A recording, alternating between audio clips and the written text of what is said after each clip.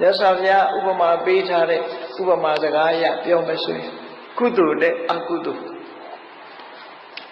လောကလူတွေဟာ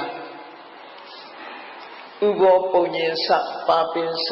ယံမသောကုရုတေဣဒာအခုလက်ရှိဘဝမှာလူသားတွေကိုကြည့်လိုက်အလုံးစုပြီးတော့ချိန်ပြီးတော့ကြည့်လိုက်တဲ့အခါမှာလူတွေဘာလုပ်နေကြသလဲကြည့်လိုက်မယ်ဆိုရင်ကုသိုလ်နဲ့အကုသိုလ်ဒီနှစ်ခုလုပ်နေကြတယ်လို့သူတို့ပြောဒါကိုဆိုလိုတဲ့ဥဘောပုံညင်စပါပင်စယံမသောကုရုတေဣဒာဒီဘဝမှာသရဝတဥဟာ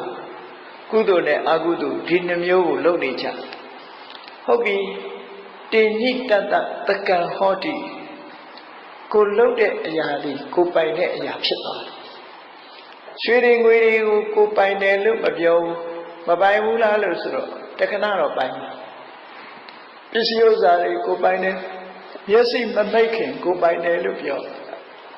မျက်စိမိတ်သွားတာနဲ့တပြိုင်နက်အားလုံးကထားကြရ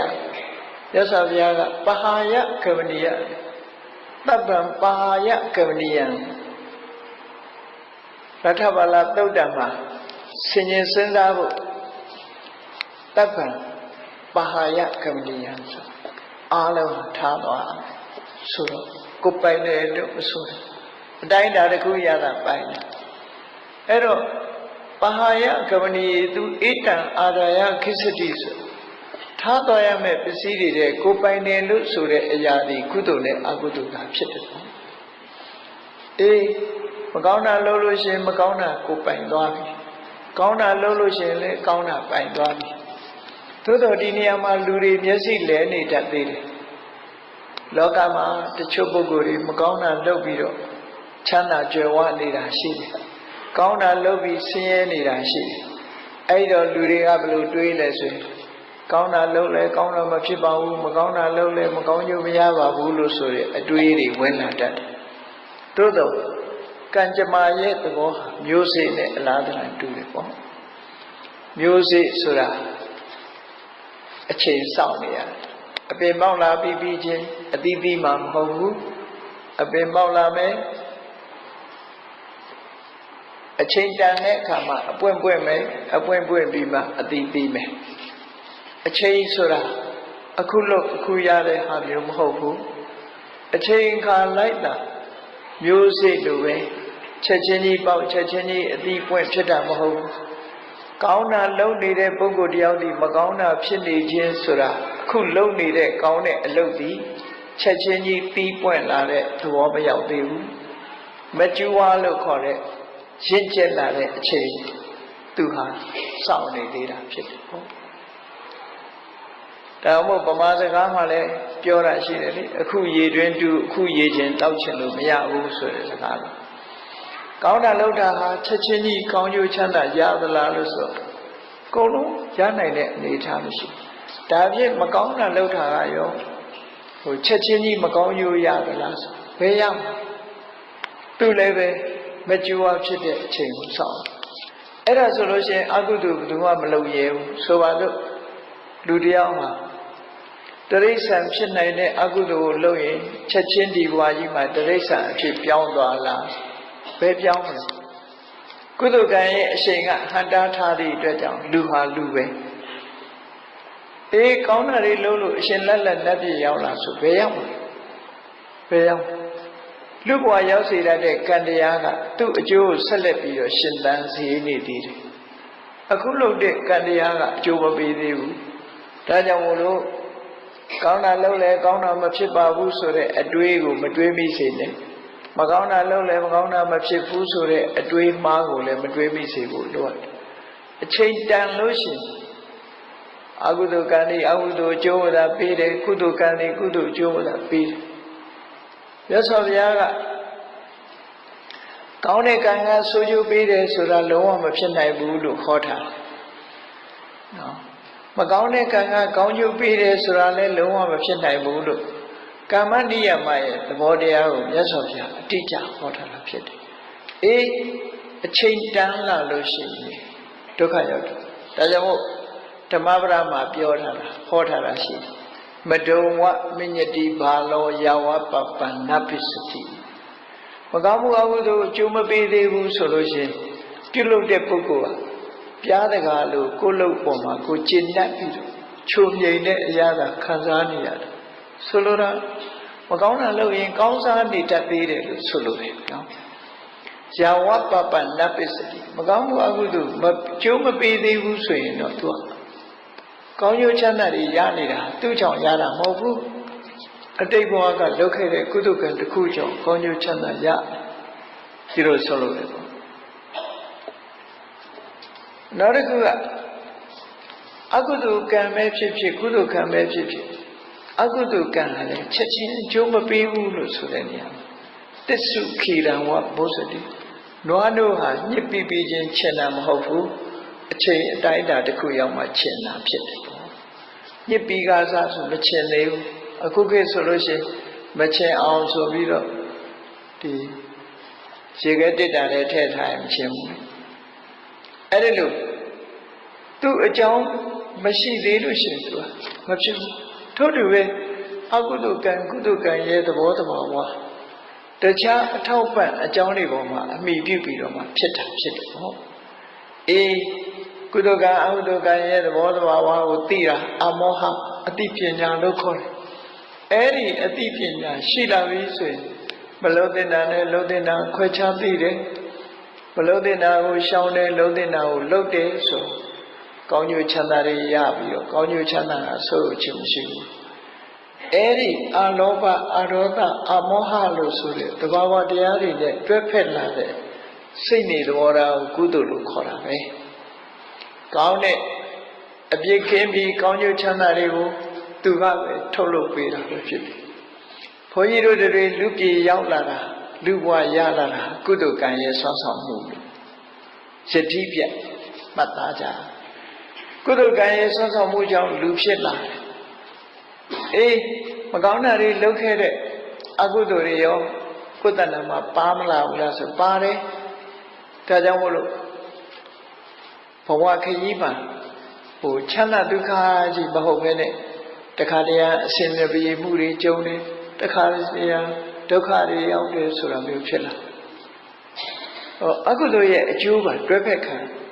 လူတွေဟာကောင်းတာလည်းလုပ်တယ်မကောင်းတာလည်းလုပ်တယ်ကဏ္ဍတုတ်ကလို့ဆိုအဖြူနဲ့အမဲလှုပ်တာဒါကိုပြောတာဥဘောပုံညင်စပပင်စယမေသောကုရုတိဣဒဒီဘဝမှာလူဆိုတာဟာလက်ရှိဘဝမှာကောင်းတာလည်းလုပ်မိတယ်မကောင်းတာတွေလည်းလုပ်မိတယ်လောဘနဲ့လှုပ်တာဒေါသနဲ့လှုပ်တာမောဟနဲ့လှုပ်တာမကောင်းတဲ့အလုပ်အကုသိုလ်လုပ်တယ်လုပ်ပြီအကုသိုလ်အလုပ်တွေလုပ်ပြီးသွားလို့ကိုယ်တဏ္ဍာမှာမဲညစ်တဲ့အကျိုးဆက်တွေဖြစ်ပေါ်စေဖို့အတွက်မျိုးစေ့တွေကြကြပြီးတော့သွားအဲ့ဒီမျိုးစေ့တွေကဘယ်မှာအပင်ပေါက်တယ်လဲလို့ဆိုရင်ဒုက္ခတိဘုံမှာအပင်ပေါက်တယ်ကိုယ့်ရဲ့မျက်မြင်အလုံးတွေ့နေကြတဲ့တိရစ္ဆာန်တွေဟာဒုက္ခတိဘုံဘဝရောက်နေတာဟာအကုသိုလ်ကံရဲ့အကျိုးဆက်ကိုခံနေကြရတာဖြစ်တယ်ပေါ့အကုသိုလ်ရဲ့အကျိုးဆက်ကိုခံနေကြရတယ်သို့တော့အကုသိုလ်ကံအကျိုးခံနေရတဲ့တိရစ္ဆာန်တွေရောကောင်းတာလေးမတွေ့ရဘူးလားဆိုတွေ့တယ်သူတို့မှလည်းကုသိုလ်ကံအကျိုးပေးတာလေးတွေကဝင်ပြီးတော့ကုသိုလ်ကံရဲ့စောင့်ရှောက်မှုလေးတွေရှိတယ်သို့တော့ဘဝကြီးတစ်ခုလုံးပြောင်းသွားအောင်တော့လုပ်လို့မရဘူးကြည့်လေတထေးကမွေးထားတဲ့ခွေးတွေကြတော့ညာသွားရလာကားနဲ့သွားရတယ်အိမ်မှာကြာကြာနာနာစားရတောင်းရတယ်ဆိုတာဒါကုသိုလ်ကံရဲ့အကျိုးလို့ခေါ်တယ်ခွေးဖြစ်လိုက်တာတော့အကုသိုလ်ကံရဲ့အကျိုးပဲအကုသိုလ်ကံကလက်ဦးလို့ခွေးဘဝပို့ပေးလိုက်ပြီပဲကုသိုလ်ကံကလိုက်ပါဆောင်းလျှောက်တယ်အေးတထေးအိမ်ပို့ပေးထားကောင်းကောင်းမွန်မွန်စားနေထိုင်ရဒီလိုဆိုလို့လေနော်အေးလူဘဝရောက်တော့လည်းပဲကုသိုလ်ကံကလူဘဝကိုပို့လိုက်တယ်အကုသိုလ်ကံကနှိမ့်ဆက်တဲ့အခါကျလူတွေကယောဂဝေဒနာတွေဖြစ်ကြတယ်ဒုက္ခတွေခဏခဏရောက်တယ်ပစ္စည်းတွေခဏခဏပြတ်တယ်ဆိုတာမျိုးတွေကြုံတာအကုသိုလ်ကံရဲ့အကျိုးဆက်တွေပဲလို့ဒီလိုဆိုတယ်ပေါ့ပါဏာတိပါဒလုပ်ခဲ့တဲ့ပုဂ္ဂိုလ်ဒီငယ်ငယ်ရပဲတည်သွားငယ်ငယ်ရပဲတည်သွားဆိုပါစို့မနေ့ကတောင်မှပဲဆွမ်းစားရင်ဟင်းတစ်ခွက်ပါလာဘာဟင်းပါလာတော့ဆို ငါဥချက်ပါလားငါဥတွေကြည့်ပြီးတော့စဉ်းစားမိတယ်ဩငါဘဝမရောက်ခင်တည်သွားတာပါလားသူတန်မောင်များဆိုငါဆိုတဲ့တရားမိခင်တကောင်မှာတန်မောင်များစွာသောငါတွေတရားတွေအများကြီးအဲ့ဒီတရားတွေကကြည့်လေအသက်မရှင်ဘူးဥဘဝနဲ့ပဲရုပ်တုံးသွားကြဥဘဝနဲ့ပဲသိဆုံးသွားကြလူတွေကတော့ထင်မှာပေါ့ငါဥဟာအသက်မရှိသေးဘူးဘယ်ဟုတ်မလဲအဲ့ထဲမှာတရားဆိုတဲ့တိုင်ပေါ်လာပြီးသားဖြစ်တယ်လူဘဝမှာလည်းပဲထွတ်တူပဲလို့စာရီထဲမှာရေးထားတာရှိတယ်နော်လူသားတစ်ယောက်ရဲ့ဆိုမိခင်ရဲ့ဝမ်းထဲမှာသတိတီးတာဟာတန်ပေါင်းများစွာသတိတီးတယ်လို့ဆိုတယ်စပန်းနဲ့အိုပန်းလို့ဆိုတယ်ဒီမိဘနှစ်ပါးရဲ့ပစ္စည်းနဲ့တရားတွေဟာအဲ့ထဲမှာသတိမျိုးစိကြကြတယ်အဲ့သတိမျိုးစိကြတဲ့ထဲကတန်ပေါင်းများစွာသောသတိမျိုးစိတွေကအောင်သွားတာတစ်ခုပဲကျန်တာတွေကသိဆုံးသွားကြတယ်အဲ့တော့လူဖြစ်ဖို့ဆိုတာအမတမခင်းလူဖြစ်ဖို့ဆိုတာအမတမခင်းတန်ပေါင်းများစွာသောဒီတရားတွေဟာလူဖြစ်ရောက်လာဖို့ရမိခင်ရဲ့ဝမ်းထဲရောက်ပြီးမှမိခင်တောင်မသိလိုက်ပဲနဲ့တည်သွားတဲ့လူတွေကအများကြီးဟုတ်အများကြီးပဲတည်တယ်အဲ့ထက်မှမွေးတာ2ယောက်မွေးခြင်းမွေးမယ်3ယောက်မွေးခြင်းမွေးမယ်အမှားဘူးပေါ့များသောအားဖြင့်1ယောက်ပဲမွေးတယ်အဲ့တော့ကျန်တာတွေကပဲရောက်သွားကြတော့ဆိုတည်သွားကြတယ်ဒါဖြင့်သူတို့အသက်ဟာဘလောက်တူတယ်လဲစဉ်းစားကြည့်အခုတည်လာပြီအခုမွေးမလို့လို့တာမမွေးရခင်တည်သွားတယ်မမွေးခင်ပဲတည်သွားတယ်နော်အေးတော်တော်လေးအကောင်ထဲပေါ်မှာတည်တာလည်းရှိတယ်မွေးပြီးတဲ့နောက်မှာတည်သွားတာလည်းရှိတယ်ပေါ့လူဘဝတွေမဲ့ကြည့်မွေးတည်အများကြီးပဲရှိတယ်အဲ့တော့အကုသိုလ်ကံဒီရဲ့အကျိုးပေးဟာလူတိုင်းလာခုလိုအသက်ရှင်လာကြတာမဟုတ်ဘူးမိဘရဲ့ဝမ်းထဲမှာသိဆုံးသွားတဲ့တတ္တဝါဘောင်းဟာတန်းချီရှိတယ်လို့ဒီလိုဆိုတယ်နော်စာပေကျမ်းကလည်းလို့ဆိုဒါကြောင့်မို့လူဖြစ်ဖို့မတန်ခဲနဲ့လို့ဆိုတာဒီတစ်ခုနဲ့ပဲကြည့်ငါဥလေးတွေကြည့်လိုက်တဲ့ငါးလေးတွေတောင်မှပဲတရိစ္ဆာန်ဘဝဆိုတော့လေတရိစ္ဆာန်ဘဝကိုမရောက်ခင်ဖန်တလဲလဲသိတည်သွားပြီးတဲ့အခါနောက်တစ်ခါငါးရဲပြန်ရောက်ရင်ငါဥမဟုတ်လို့ရှိရင်ငရဲပြန်ရောက်သွားတာလည်းရှိမယ်အကုသိုလ်ကြောင့်မို့လို့တရိစ္ဆာန်ဘဝကိုတက်လာပြီးတဲ့နောက်မှာငရဲပြန်ကြသွားငရဲကနေတက်လာတဲ့အခါတရိစ္ဆာန်ဘဝရောက်လာတရိစ္ဆာန်မဖြစ်ခင်တခါငရဲပြန်ကြသွားဟောဒီလိုလာတာနော်အဲ့ဒါစဉ်းစားကြည့်ကတ္တဗမြတ်စွာဘုရားလက်ထက်တုန်းကပညာတတ်စာတတ်ပေတတ်ယဟန်တပါကပိလယဟန်လို့ခေါ်တယ်သူဟာစာတတ်တော်လည်းပဲဇယိုက်ကျမ်းတယ်ဇယိုက်ဆိုးတယ်ပေါ့အပြောဆိုမစင်ញင်ဘူးမာနတွေကြီးတယ်ယဟန်ကောင်းတွေကိုဆဲရေးတယ်နောက်ဆုံးမှာသာသနာတော်ကိုပျက်စီးအောင်လုပ်သွားပြီးတော့တည်တဲ့အခါမှာအဝိဇ္ဇငရဲရောက်သွားတယ်အဝိဇ္ဇငရဲမှာငရဲခံရပြီးတဲ့နောက်ပြန်တက်လာတဲ့အခါဘယ်ရောက်တော့ဆိုရင်ကင်းငံမြစ်ထဲမှာငါးကြီးသွားဖြစ်တယ်ငါးဖြစ်တော့သင်္ကန်းဝတ်နဲ့နေထိုင်ခဲ့သည့်အတွက်ကြောင့်သူခန္ဓာကိုယ်ကရွှေရောင်အယောင်လှပတဲ့ငါးကြီးဖြစ်တယ်သို့တော်ယဟန်တော်တွေယဟန်ကောင်းတွေကိုဆဲရေးခဲ့သည့်အတွက်ကြောင့်ပါးစပ်ဖွင့်လိုက်လို့ရှိရင်မခံနိုင်တော့အပုပ်နဲ့နေထွက်တယ်လို့ဆိုတယ်အဲ့ဒီငါးဟာဒီတငါးတွေဖမ်းလို့မိလာတဲ့အခါဒီငါးကြီးပါးစပ်ဖွင့်လိုက်တာနဲ့မြို့ကြီးတစ်မြို့လုံးဟာအပုပ်နဲ့နေလှိုင်သွားတယ်ငါးကြီးကြည့်လိုက်တော့လဲလှတယ်ရွှေရောင်တော့အဲ့တော့ဒီငါးကြီးအကြောင်းကိုသိကျင်တာနဲ့မြတ်စွာဘုရားစီလျှောက်တဲ့အခါမြတ်စွာဘုရားအဲ့ဒီမေးမြန်းတဲ့အခါမှာငါးကြီးကိုယ်တိုင်ကပြောတယ်သူဟာကပိလယဟန်ဆိုတဲ့အကြောင်းပြောဒါဖြင့်အခုဘယ်သွားမှလဲလို့ဆိုငါးဘွားကတည်သွားလို့ရှိရင်အဝိဇ္ဇငရဲပြန်သွားမယ်လို့ဆိုတယ်စဉ်းစားကြည့်တော့မြတ်စွာဘုရားကိုယ်တိုင်ကိုယ်ကလည်းပဲဒီစိတ်ဓာတ်ယုဂလသုတ်တံမှာလိတ်ကမ်းကြီးဥပမာပေးပြီးတော့ဟောထားတစ်ကြိမ်တစ်ခါလွဲပြီးတော့ဒုက္ခတိဘဝရောက်သွားတဲ့ပုဂ္ဂိုလ်တရားဟာလူဘဝပြန်ရဖို့ဆိုတာ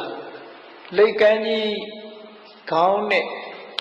မျောကြံမျောနေတဲ့တဘိုးကြီးရဲ့တခုရီးသောအပေါက်အန်ကြဆွမိဖို့ဆိုတာအလွန်ခဲနေလို့ဒီလိုခေါ်တဲ့ဒေသနာမဖြစ်နိုင်သူဗမာပြည်မှာတော့ပြောလို့ရှိကြတယ်ပေါ့ဗမာပြည်ကအတ္တစင်းလူပြည်ကအတ္တစင်း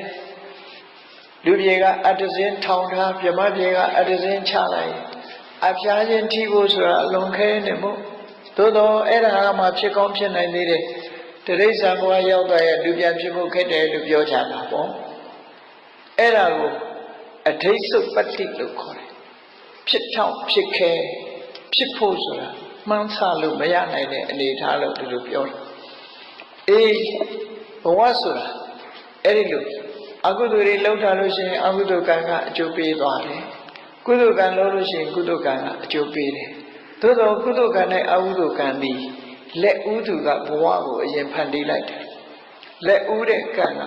အကုသိုလ်ကံကလက်ဥလို့ရှိရင်အကုသိုလ်ကံကအကျိုးပေးလိုက်တယ်ကုသိုလ်ကံကလက်ဥရင်ကုသိုလ်ကံကအရင်ကျိုးပေးတယ်လို့ဒီလိုရှိတယ်ပေါ့ဘာဖြစ်လို့တော့ဆိုရင်လူစိတ်ကိုကြည့်လိုက်ကိုယ်စိတ်ကိုပဲစဉ်းနေသုံးသပ်ကြည့်အဖြူနဲ့အမဲလိုပဲစိတ်ကောင်းနှလုံးကောင်းပေါ်လာတဲ့အခါရှိသလိုစိတ်မိုက်စိတ်ရိုင်းစိတ်မိုက်ပေါ်လာတဲ့အခါရှိတယ်အေးစိတ်ရိုင်းစိတ်မိုက်ပေါ်လာတဲ့အခါမှာစိတ်အစဉ်ဟာမဲသွားတယ်အေးကြည်လင်တဲ့စိတ်ဓာတ်ကလေးပေါ်လာတဲ့အခါစိတ်အစဉ်ဟာဖြူသွားတယ်ဆိုလိုတာဖြူလိုက်မဲလိုက်ဖြူလိုက်မဲလိုက်သွားတယ်တေခါนี้မှာအမဲနဲ့သွားကြွရင်တော့တခါဒုက္ခတိဘုံရောက်သွားအဖြူနဲ့ကြုံတဲ့အခါမှာကောင်းတဲ့ဒုက္ခတိဘုံရောက်သွားတယ်အဲ့ဒါကြောင့်မို့လို့တတိထားပြီးတော့ကုသိုလ်ကောင်းမှုဘုဒ္ဓနာမှာအဖြစ်များအောင်ကြိုးစားအထောက်အမယ်လို့ဒီလိုဆိုလိုတယ်ဒါကြောင့်မို့လောကလူတွေလှုပ်သမျှကုသိုလ်အကုသိုလ်ဒီဘဝလှုပ်တာဟာဒီကိုယ့်အတွက်ကိုယ်ပိုင်ပစ္စည်းတစ်ခုဖြစ်သွားတယ်တင်ညိတတတကံဟောတိတင်စအာရာယခိစတိအကိုလို့တဲ့ကံဒီပဲလေကိုနဲ့အတူပါသွားမှာပဲတင်စတအလုကံဟောတိခြာယဝအနပါယအေးကုသကံအဟုသကံတွေဟာအယိပ္ပမာကိုအယိပ္ပမာကိုနဲ့အတူတကွပါနေတာကုသိုလ်အဟုသကံဖြစ်တယ်ပေါ့ဒါကြောင့်မို့ဘဝတစ်ခုဘုန်းကြီးတို့တွေဟာ